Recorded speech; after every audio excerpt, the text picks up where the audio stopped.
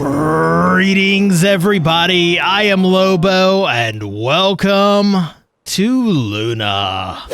This is episode 225 of my Minecraft survival series, and in the last episode, we began work on the Wolfins Laboratories Espionage and Regional Reconnaissance Operations research site over here in the Quarantine District. But as of right now, this place is just a shell, you know? It's not doing us much good as far as keeping us apprised of the situation regarding both our impending apocalypses, that of the old ones and of this corruption that's been seeping into Luna thanks to the Netherworm, which, I gotta be honest, has really begun to lower the quality of life here in Luna. Going outside to get some air. Yeah, I love air.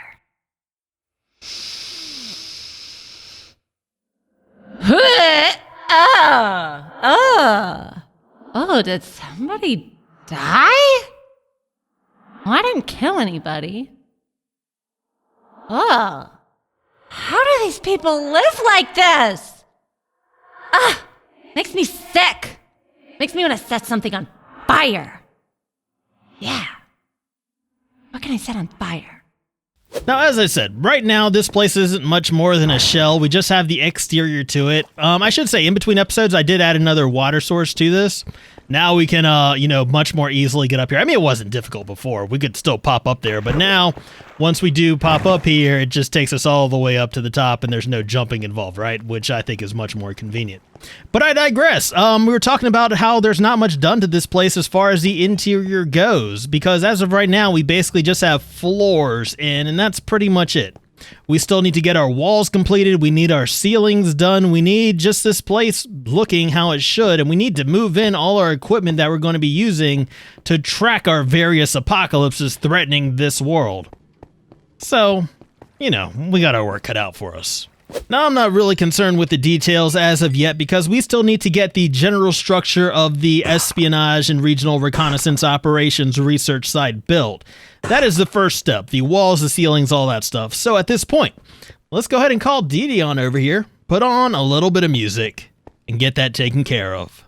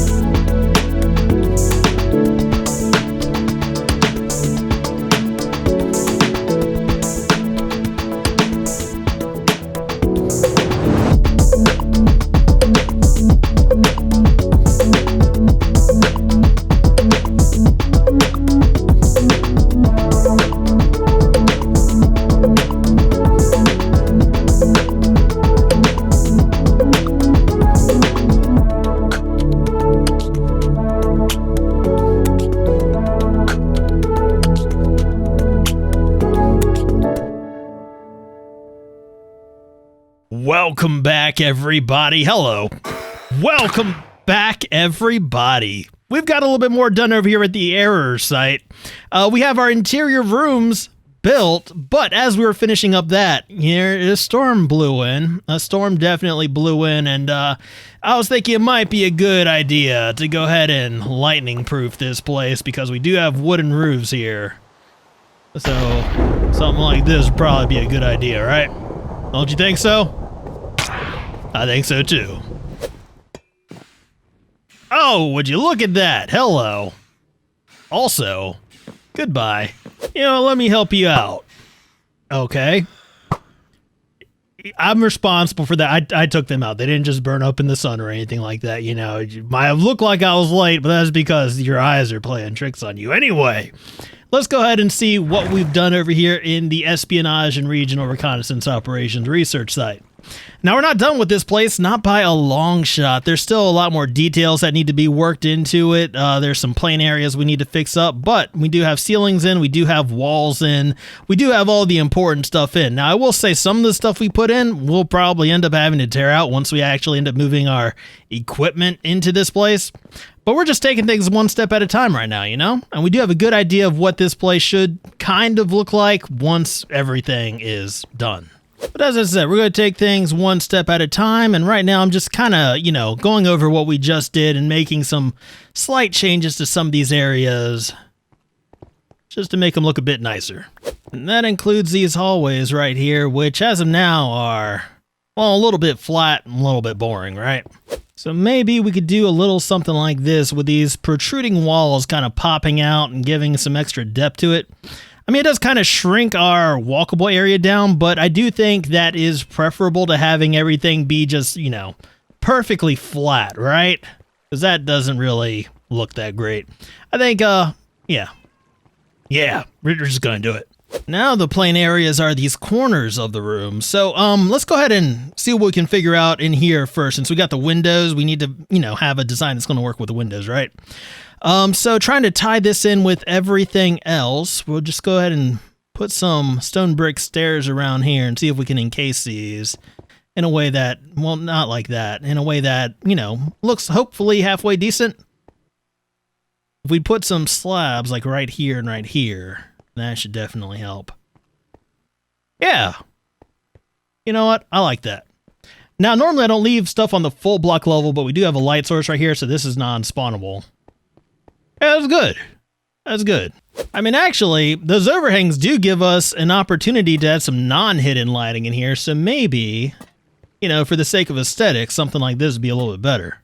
And just to tie everything in a little bit better, we could do the same on the elevator leading up from the outside, right? Make it a little bit more cohesive? Yeah. But now that we got all our basic structure stuff taken care of, we need to think about the functionality of this place. We need to think about how the Espionage and Regional Reconnaissance Operations research site is going to be able to communicate and gather information from other Wolfins laboratory facilities around the globe, right? I mean, close by, we do have Wharf, yeah, but far, far that way. We got the Eclipse Outpost. We have other Wolfins laboratory facilities that could be feeding information to us, right? So I was thinking maybe a satellite dish or two would be cool, you know, perch atop those side structures. But then I started thinking, well, maybe not, because I like the structures the way they are. I don't want to have big, bulky satellite dishes out on top of them. But my concerns aren't only aesthetic, they're also functional, because we need to be able to also send and receive messages to other dimensions, the Nether, the end, not just the overworld, right? So, Wolfins Labs has been working on a new technology, a flat panel technology actually, that could be placed right atop these structures. It's called the Dimensionally Unrestricted Receiver Panel. Now, unfortunately, I don't have the necessary materials to make those right now, but we could go get them. Oh, by the way, the resource that I'm talking about that we need more of is quartz. Because I mentioned a couple episodes back that I was running low on quartz because we're going to need a lot of quartz for comparators and stuff like that for the storage system. I just need to get a lot of quartz that's not in block form, like quartz blocks and stuff like that, because I get that from the stonemasons, and I have to remember not to craft these into blocks. These are just for specific redstone purposes, right? Also, I figure while we're out here, we could collect some more stuff, some blackstone and, you know, whatever else we managed to come across. Because, you know, every little bit helps. Go figure. I think we're all set up. I think we're all ready to go. And then I realize I have left a crucial piece of equipment that we are going to need down here back in Luna. What was I thinking? Trying to go into the Nether without my fire resistance potion? Must have lost my mind. Okay, resource gathering time. So at this point, yeah, you guys know what the deal is. Let's go ahead and put on a little bit of music and let me get what I need to get.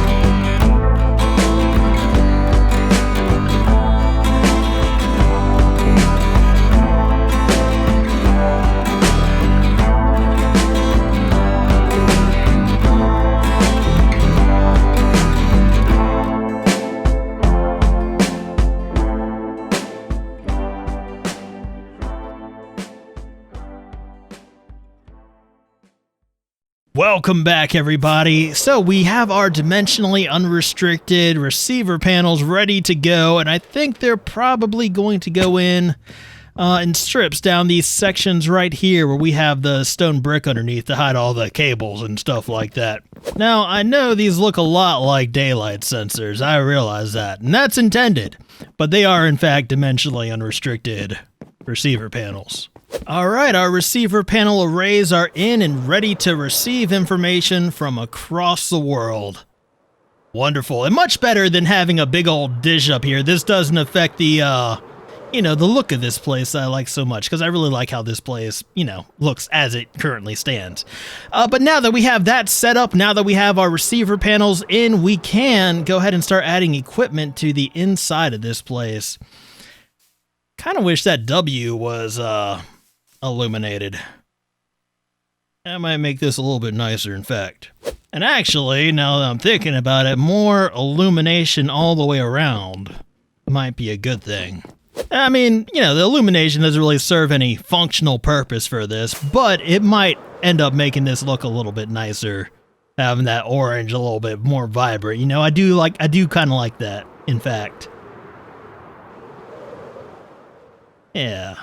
And then as far as our W goes, if we do, decide to illuminate this, it probably won't end up being with end rods, but I just want to see if, just having it lit up helps the look of this place any, or if it takes away from the ambiance, because remember, this is a quarantine district. It's not supposed to be bright and happy. You know what? The sun's up. I can't even, I don't know. Yeah, I need to stop getting sidetracked. We got stuff that needs to get done. We got to get the errors facility up and running, right? So at this point, I'm going to go ahead and take a few minutes to kind of get some resources and some ideas put together, and then I'll meet back up with you once I have the slightest idea of what I'm doing. Let me give you a little behind-the-scene glimpse into my thought process here. So when I do interiors, I kind of think about random stuff, like what random resources I would want, right? And I started thinking, oh, wither skulls would be nice, but now that I'm here collecting wither skulls, I am thinking, why? And also, ow. But you know what could actually be useful in terms of espionage and regional reconnaissance? Some maps, right? Maps of areas that are of importance to the old ones, maps of the corrupted areas. I think that might be very beneficial. You know what? I think this is probably the first map I've ever made in the end. That's pretty cool. Oh, yeah, these are locator maps, right? Because I'm trying to locate the old ones. It makes sense to me. Listen, I didn't come here for you. I don't need to be harassed. I'm trying to do some stuff here. I'm on a tight schedule. You know what I'm saying? You have no idea. Either that or you just don't care. So at this point, I think I got, most of what I will probably need. And also the vaguest idea of what I want to do here in the error site. So, let's go ahead and put on a little bit of music and get to work.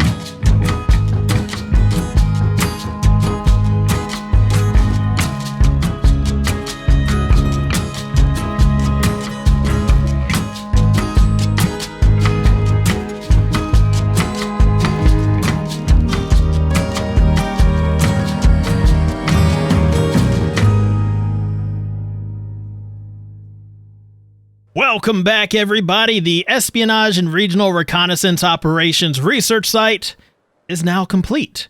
And I'm liking it. You know, I like the look of it overall. I'm still undecided on whether or not I want the W illuminated. Like, we might do something with shroom lights and, like, orange glass with this if we decide to, you know, actually illuminate it. I'm going to leave the end rods up there temporarily until I decide. But we're more concerned with what's going on inside this place, right? So we have two separate research facilities in here. Let's go ahead and check out the one dedicated to the corruption first, which is located on this side, facing the New Moon Bay. Now, don't ask me what all this stuff does, because I'm no scientist. That's for Wolford, that's for Dee Dee, that's for the guys at Wolfins Labs to, you know, figure out. I do know they're studying samples of the corruption here. And please don't ask me how we got those. Oh, it stinks. This is disgusting. But as you can see from all the storage we have here, the researchers have already begun to compile a lot of data from these samples of corruption that we've managed to get. Hopefully soon that will lead to a solution to our corruption problem. Upstairs here, this is where the testing is done. As you can see, we have larger samples of the corruption that are being exposed to different environments, but it seems like the corruption might be affecting this environment as well. Interesting. Yeah, I'm going to have to report that. I'm not sure if the guys are aware. But we are keeping an eye on the situation at the approach, where the corruption's running rampant thanks to our dimensionally unrestricted reception panels and also this network of copper data cables that are allowing us to receive and record tons and tons of new information about the corruption that we never knew before. I don't know what it all means, but somebody here does, and that's what's important, right? Now, across the way, we are studying our second pending apocalypse, namely the Old Ones and their forthcoming ascension, whatever that means. Now, this place is mostly dedicated to trying to locate the Old Ones and where they might be performing this ascension ritual, again, whatever that means. We have various devices here trying to triangulate their positions using, you know, satellite input and, you know, atmospheric anomalies to determine where any possible stuff could be. Again, I don't know how any of this works, but it looks fancy, right? It does indeed look very fancy, and again, somebody here knows what they're doing. Hopefully, anyway. And I'm sure that, you know, the revered Enchantress Arcana and Enchantress Morg are all over this. Hopefully, they are anyway, because the sooner we can find the Old Ones, the sooner we can stop the Ascension, the sooner we can stop the corruption, the sooner I get my houses back. And I gotta say, I am really looking forward to that. Looking forward to, you know, the Arcanine Order going back to the Enchantry, to us being able to resume operations here in Luna as normal, just a return to normalcy. That might be nice. So I do think that's where we're going to go ahead and call it for today, guys. I hope you enjoyed this episode. If you did, please be sure to hit that little thumbs up button. That would mean a whole lot to me. And if you want to see more, please remember to subscribe. But as always, I just want to thank you guys for hanging out with me today. I deeply appreciate it. That might be a little much, though. That's uncomfortable about. I deeply appreciate it. And until next time, I am Lobo, and I will see you guys later.